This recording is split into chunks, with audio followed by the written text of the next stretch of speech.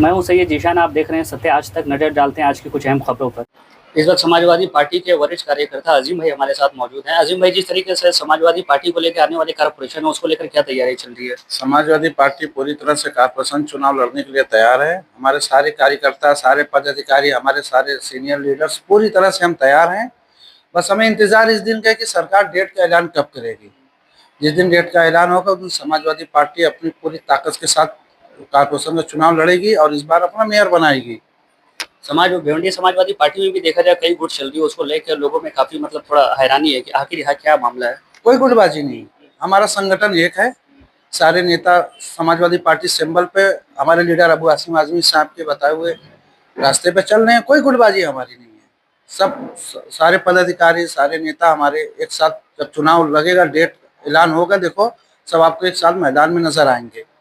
किस तरीके से समाजवादी पार्टी बाकी पार्टियों का मुकाबला करेगी कारपोरेशन इलेक्शन को लेकर?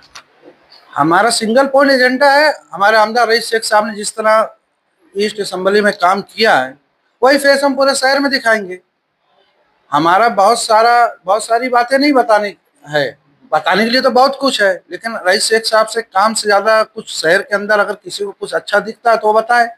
हमारे पास सिंगल पॉइंट एजेंडा है कि कारपोरेशन चुनाव हम भिवंडी पूरी सीट पे लड़ेंगे और जो हम जनता के बीच में जाएंगे वो यही बोलेंगे कि हमारे रईस साहब ने जो काम किया, आमदार रईस शेख साहब ने, आप वो काम देखिए और हमारे नगर सेवक जो चुनाव लड़े हुए कैंडिडेट उनको और दीजिए।